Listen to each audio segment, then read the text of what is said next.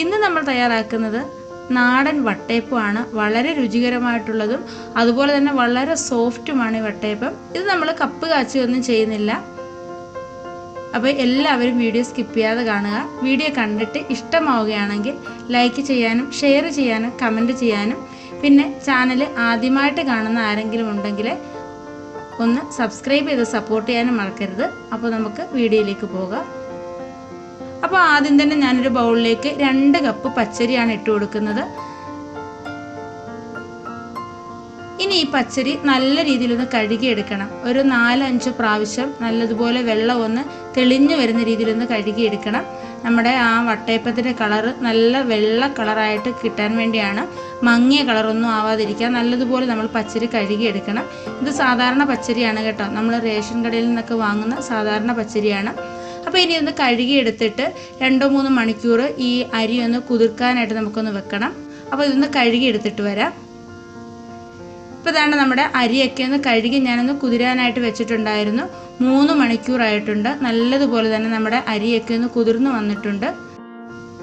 ഇനി ഇതിലെ വെള്ളമെല്ലാം ഒന്ന് നമുക്ക് മാറ്റണം. കാരണം നമ്മൾ ഈ വെള്ളത്തോടു കൂടി നമ്മൾ അരച്ചെടുത്താൽ നമ്മൾ അരച്ചെടുക്കുമ്പോൾ ആ മാവിൻ്റെ ആ പരുവം മാറിപ്പോവും, ഒരുപാട് ലൂസൊക്കെ ആയിപ്പോകും. അതുകൊണ്ട് ഈ വെള്ളം ഒന്ന് മാറ്റിയെടുക്കുന്നുണ്ട് ഞാൻ. ഇനി ഇതിലേക്ക് ഞാൻ ചേർക്കുന്നത് 1 കപ്പ് തേങ്ങ ചിരകിയതാണ്. നമ്മൾ അരി അളന്ന അതേ കപ്പിന് 1 കപ്പ് തേങ്ങ ചിരകിയതുണ്ട്. തേങ്ങ ചിരകി എടുക്കുമ്പോഴേ ആ ചിരട്ടയുടെ ആ ഭാഗം വരാതെ നോക്കണം കേട്ടോ. അപ്പോൾ നമ്മുടെ വട്ടയപ്പത്തിൻ്റെ കളറൊക്കെ അങ്ങ് മാറിപ്പോകും. നല്ല വൈറ്റ് കളർ തന്നെ വേണം നമ്മളെ വട്ടയപ്പത്തിന്. അതുകൊണ്ട് ആ ചിരട്ടയുടെ ഭാഗം വരാതെ ഒന്ന് ശ്രദ്ധിക്കണം. ഇനി ഇതിലേക്ക് ചേർക്കുന്നത് കുറച്ച് ചോറാണ്. അതും നമ്മുടെ അരി അളന്ന ആ കപ്പിന് 1/4 കപ്പ് ചോറ് എടുത്തിട്ടുണ്ട്. വെള്ള ചോറ് തന്നെ ചേർക്കാൻ നമ്മൾ ശ്രദ്ധിക്കണം. ഇനി ഇതിലേക്ക് നമുക്ക് മധുരത്തിന് ആവശ്യമായിട്ടുള്ള പഞ്ചസാര ചേർത്ത് കൊടുക്കാം. അരി അളന്ന അതേ കപ്പിന് തന്നെ 1/2 കപ്പിനടുത്ത് പഞ്ചസാര ഞാൻ എടുത്തിട്ടുണ്ട്. ഈ പഞ്ചസാരയുടെ അളവ് നിങ്ങൾക്ക് കൂട്ടുകയും കുറയ്ക്കുകയൊക്കെ ചെയ്യാം. ഞാനിപ്പോൾ വളരെ കുറച്ച് മാത്രമേ ഇട്ടിട്ടുള്ളൂ, അധികം മധുരം വേണ്ടാത്തതുകൊണ്ട്. ഇനി മധുരം കൂടുതൽ വേണമെന്നുണ്ടെങ്കിൽ കുറച്ച് പഞ്ചസാരയും കൂടി ചേർത്ത് കൊടുക്കാം കേട്ടോ. ഇനി ഒരു ഫ്ലേവറിന് വേണ്ടി ഒരു ഏലക്ക ഞാൻ ചേർത്ത് കൊടുക്കുന്നുണ്ട്. ഒരുപാട് ഏലക്ക ചേർക്കരുത്, 1 മാത്രം മതി. ചെറിയൊരു ഫ്ലേവർ മാത്രം മതി, ഏലക്കയുടെ ആ ഒരു ടേസ്റ്റ് മുന്നിൽ നിൽക്കരുത്.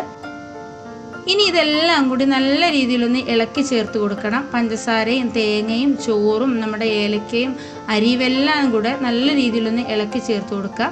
നമ്മളെല്ലാ ചേരുവകളും കൂടെ ഒന്നിച്ച് ചേർത്തിട്ട് നല്ലതുപോലെ ഇളക്കി ചേർത്തിട്ട് ഇത് മിക്സിയുടെ ജാറിലിട്ട് അരച്ചെടുക്കുകയാണ് ചെയ്യുന്നത്. ഇനി ഒരു മിക്സിയുടെ ജാറിലേക്ക് നമ്മൾ ആ മിക്സ് ചെയ്ത് വെച്ചേക്കുന്ന അരിയുടെ കൂട്ടിട്ട് കൊടുക്കുന്നുണ്ട്. 2-3 ബാച്ചായിട്ട് നമുക്കൊന്ന് അരച്ചെടുത്തിട്ട് വരാം. അരച്ചെടുക്കുമ്പോൾ പ്രത്യേകം ശ്രദ്ധിക്കേണ്ടത് ഒരുപാട് ലൂസായി പോകരുത്. നമ്മുടെ ആ ദോശമാവിനെക്കാട്ടിലെ നല്ല തിക്കായിട്ട് വേണം നമ്മളിത് അരച്ചെടുക്കാൻ. പിന്നെ നമ്മളിത് അരയ്ക്കുമ്പോഴേ നമുക്ക് കരിക്കിൻ വെള്ളമോ തേങ്ങാ വെള്ളമോ ഉണ്ടെങ്കിൽ അത് ചേർത്തിട്ട് അരച്ചെടുക്കാം. അല്ലെന്നുണ്ടെങ്കിൽ സാധാരണ വെള്ളമായാലും മതി. ഇപ്പോൾ ദാണ്ട് 2 ബാച്ചായിട്ട് നമ്മുടെ അരിയെല്ലാം ഞാനിവിടെ അരച്ചെടുത്തിട്ടുണ്ട്. ഒരുപാട് ലൂസായി പോകരുത്, അതൊന്ന് പ്രത്യേകം ശ്രദ്ധിക്കണം കേട്ടോ. ഒരുപാട് അങ്ങ് ലൂസായി പോകരുത്. ഇനി ഇത് നന്നായിട്ടൊന്ന് മിക്സ് ചെയ്ത് കൊടുക്കാം. അപ്പോൾ ഇനി നമ്മൾ ഇതിലേക്ക് ചേർക്കുന്നത് ഈസ്റ്റാണ്. 1/4 ടീസ്പൂൺ ഈസ്റ്റ് ഞാൻ ചേർത്ത് കൊടുക്കുന്നുണ്ട്. വളരെ കുറച്ച് ഈസ്റ്റ് മാത്രമേ ഞാൻ ചേർക്കുന്നുള്ളൂ. ഇപ്പോൾ ചൂടായതുകൊണ്ട് തന്നെ ഒരുപാട് ഈസ്റ്റിൻ്റെ ആവശ്യമൊന്നുമില്ല. ഇത് ഇൻസ്റ്റൻറ്റ് ഈസ്റ്റാണ് ഞാൻ ചേർത്ത് കൊടുത്തേക്കുന്നത്. ഇനി നമ്മുടെ കയ്യിൽ സാധാരണ ഈസ്റ്റ് ആണെന്നുണ്ടെങ്കിൽ ചെറിയ ചൂടുവെള്ളത്തിൽ ഒരു 1/4 ടീസ്പൂണോ 1/2 ടീസ്പൂണോ ഈസ്റ്റ് ഇട്ട് കൊടുത്തിട്ട് 1 ടീസ്പൂൺ പഞ്ചസാരയും കൂടി ചേർത്ത് നല്ലതുപോലെ ഇളക്കി ചേർത്ത് വെച്ചിട്ട് 5-10 മിനിറ്റ് ഒന്ന് മാറ്റി വെക്കുക. അതിനുശേഷം നമ്മൾ ഇതിനകത്തോട്ട് ചേർത്ത് കൊടുത്താൽ മതി കേട്ടോ. ഇനി ഇതിലേക്ക് ഞാൻ ചേർത്ത് കൊടുക്കുന്നത് കുറച്ച് ഉപ്പാണ്. നമ്മുടെ ആ മധുരം ഒന്ന് ബാലൻസ് ചെയ്യുന്നതിന് വേണ്ടി മാത്രം കുറച്ച് ഉപ്പൊന്ന് ചേർത്ത് കൊടുക്കാം. അപ്പോൾ ഇനി ഇതെല്ലാം കൂടെ ചേർത്ത് നല്ല രീതിയിലൊന്ന് ഇളക്കി ചേർത്ത് കൊടുത്തിട്ട് നമുക്കൊന്ന് ഫെർമെൻറ്റേഷന് വേണ്ടി വെക്കാം. ഇനി ഈ ഈസ്റ്റ് നമ്മൾ അരി അരയ്ക്കുന്ന സമയത്ത് അതിൻ്റെ കൂടെ ചേർത്ത് വേണമെങ്കിൽ അരച്ചെടുക്കാം കേട്ടോ. ഈസ്റ്റും ഉപ്പും എല്ലാം കൂടെ ചേർത്ത് അരച്ചെടുക്കാം. ഞാൻ അന്നേരം ചേർത്തില്ലെന്നേ ഉള്ളൂ. പിന്നെ നമ്മൾ ഈ ഈസ്റ്റ് എടുക്കുമ്പോഴേ പഴകിയ ഈസ്റ്റൊന്നും എടുക്കരുത്, നല്ല പുതിയ ഈസ്റ്റ് തന്നെ എടുക്കണം. എങ്കിൽ മാത്രമേ ഇത് നല്ലതുപോലെ നമ്മുടെ ഈ മാവ് പൊങ്ങി വരത്തുള്ളൂ കേട്ടോ. ഈ സമയത്ത് നമുക്ക് ടേസ്റ്റ് ചെയ്ത് നോക്കാം കേട്ടോ, പഞ്ചസാരയുടെ അളവൊക്കെ കറക്റ്റ് ആണോ എന്ന്. അപ്പോൾ പഞ്ചസാരയുടെ അളവ് കുറവാണെന്നുണ്ടെങ്കിൽ നമുക്ക് ഈ സമയത്ത് കുറച്ച് പൊടിച്ച പഞ്ചസാര ചേർത്ത് കൊടുക്കാം. എന്നിട്ട് നല്ലതുപോലെ ഒന്ന് മിക്സ് ചെയ്ത് കൊടുത്താൽ മതി. പൊടിക്കാത്ത പഞ്ചസാര ചേർത്ത് കൊടുക്കുന്നതിനേക്കാട്ട് നല്ലത് പൊടിച്ച പഞ്ചസാര ചേർക്കുന്നതാണ് ഈ സമയത്ത് കേട്ടോ. അപ്പോൾ ഒന്നുകൂടി ഒന്ന് ഇളക്കി ചേർത്ത് കൊടുത്തിട്ട് നമ്മൾ ഫെർമെൻറ്റേഷന് വേണ്ടി വെച്ചാൽ മതി. നമ്മളിതിനകത്ത് കപ്പ് കാച്ചുകയൊന്നും ചെയ്യുന്നില്ല. കപ്പ് കാച്ചാതെ തന്നെ നമുക്ക് വളരെ സോഫ്റ്റായിട്ടുള്ള വട്ടയപ്പം നമുക്ക് തയ്യാറാക്കി എടുക്കാവുന്നതാണ്.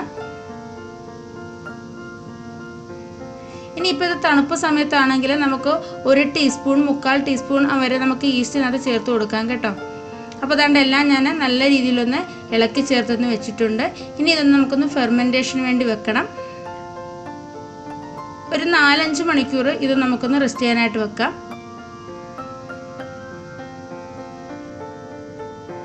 ഇപ്പോൾ ഇത് ഒരു 5 മണിക്കൂറായിട്ടുണ്ട്. ഞാൻ ഈ അരി അരച്ച് വെക്കുന്നത് രാവിലെയാണ് കേട്ടോ. രാവിലെ ഒരു 11 മണിയൊക്കെ ആയപ്പോഴാണ് ഞാൻ അരി അരച്ച് വെക്കുന്നത്. വൈകിട്ട് ഉണ്ടാക്കാനായിട്ടാണ്. ഇപ്പോൾ ഒരു 5 മണിക്കൂർ കഴിഞ്ഞിട്ടുണ്ട്. ഇപ്പോൾ ഇതാ കണ്ടില്ലേ, നമ്മുടെ മാവൊക്കെ നല്ല രീതിയിൽ ഫെർമെൻ്റ് ആയിട്ട് വന്നിട്ടുണ്ട്.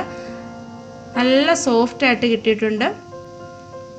നല്ലതുപോലെ തന്നെ പൊങ്ങി വന്നിട്ടുണ്ട്, ബബിൾസൊക്കെ ആയിട്ട്. ഇനി ഇത് വളരെ ചെറുതായിട്ട് തന്നെ ഇളക്കി കൊടുക്കണം. ഒരുപാടിട്ട് നമ്മൾ ഇളക്കി ഇതിൻ്റെ ആ ബബിൾസൊക്കെ കളയരുത് കേട്ടോ. വളരെ ചെറുതായിട്ടൊന്ന് മിക്സ് ചെയ്ത് കൊടുക്കുക ആകാവൂ. അപ്പോൾ അതാണ് ഞാനൊന്ന് മിക്സ് ചെയ്ത് കൊടുത്തിട്ടുണ്ട്. ഇനി നമുക്ക് വട്ടയപ്പം ഉണ്ടാക്കാനായിട്ട് തുടങ്ങാം. വട്ടയപ്പം ഞാൻ ഉണ്ടാക്കുന്നതാണ്ട് ഇതുപോലൊരു കേക്ക് ടിന്നിലാണ് കേട്ടോ. നമ്മുടെ വീട്ടിൽ പ്ലേറ്റിനകത്ത് നമുക്ക് ചെയ്യാവുന്നതാണ്. പ്ലേറ്റിലേക്ക് നമുക്ക് ഒഴിച്ചു കൊടുത്ത് നമുക്ക് അങ്ങനെയും ചെയ്യാവുന്നതാണ് കേട്ടോ.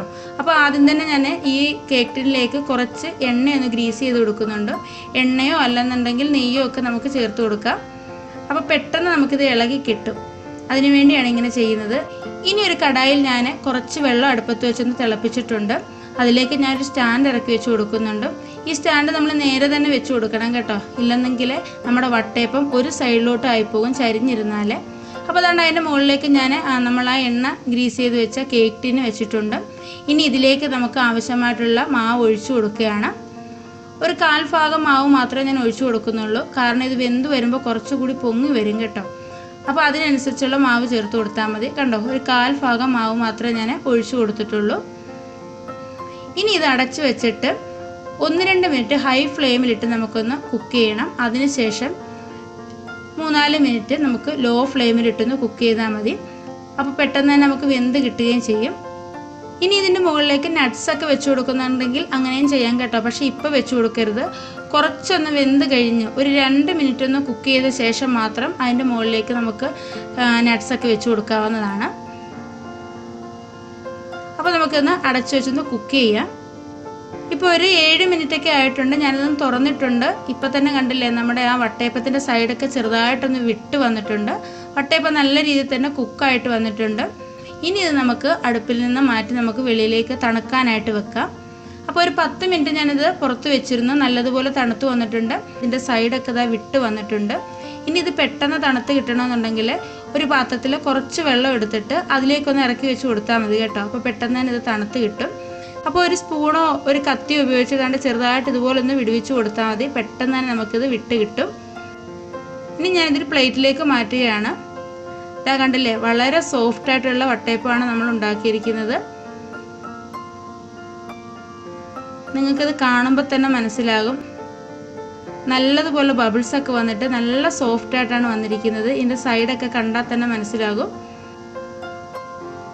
അപ്പോൾ നമുക്ക് കപ്പ് കാച്ചാതെ ഇതേ രീതിയിൽ വളരെ സോഫ്റ്റായിട്ടുള്ള വട്ടയപ്പം ഉണ്ടാക്കിയെടുക്കാവുന്നതാണ്. ഞാനൊരു 3 വട്ടയപ്പം ഉണ്ടാക്കിയിട്ടുണ്ട്. ഒരെണ്ണം ഞാൻ പ്ലേറ്റിലാണ് ഉണ്ടാക്കിയിരിക്കുന്നത്. അത് കുറച്ച് വലുതാണ് കേട്ടോ. നമ്മൾ ആദ്യം ഉണ്ടാക്കിയതിനേക്കാട്ടിൽ കുറച്ചുകൂടി വലിപ്പമുണ്ട് അതിന്. നിങ്ങൾക്കിത് കാണുമ്പോൾ തന്നെ മനസ്സിലാകും എത്ര സോഫ്റ്റായിട്ടാണ് നമ്മുടെ വട്ടയപ്പം ഇരിക്കുന്നതെന്ന്. അപ്പോൾ ഞാനിത് കട്ട് ചെയ്ത് കാണിക്കാം. പലരും വട്ടയപ്പം ഉണ്ടാക്കാറുണ്ടെങ്കിലും ഇതേപോലെ നല്ല സ്പോഞ്ചായിട്ട് കിട്ടാറില്ല. അപ്പോൾ ഈ രീതിയിൽ നിങ്ങളൊന്ന് ചെയ്ത് നോക്കുക. നല്ല പെർഫെക്റ്റ് ആയിട്ടുള്ള വട്ടയപ്പം നമുക്ക് വീട്ടിൽ തന്നെ ചെയ്തെടുക്കാവുന്നതാണ്. അപ്പോൾ എല്ലാവരും ഇതേപോലെ ഒന്ന് ചെയ്ത് നോക്കുക. ചെയ്ത് നോക്കിയിട്ട് നിങ്ങളുടെ അഭിപ്രായങ്ങളൊക്കെ അറിയിക്കുക. വീഡിയോ ഇഷ്ടമായിട്ടുണ്ടെങ്കിൽ ലൈക്ക് ചെയ്യാനും ഷെയർ ചെയ്യാനും കമൻറ്റ് ചെയ്യാനും പിന്നെ ചാനൽ ഒന്ന് സബ്സ്ക്രൈബ് ചെയ്ത് സപ്പോർട്ട് ചെയ്യാനും മറക്കരുത്. അതുപോലെ തന്നെ നമ്മുടെ ചാനലിൽ ഒരുപാട് നല്ല നല്ല വീഡിയോസൊക്കെ ഞാൻ അപ്ലോഡ് ചെയ്തിട്ടുണ്ട്. അതൊക്കെ കാണുക. കണ്ടിട്ട് നിങ്ങളുടെ അഭിപ്രായങ്ങൾ അറിയിക്കുക. അപ്പോൾ നമുക്ക് അടുത്തൊരു വീഡിയോയുമായിട്ട് വളരെ പെട്ടെന്ന് തന്നെ കാണാം. അതുവരേക്കും ബൈ. Thank you.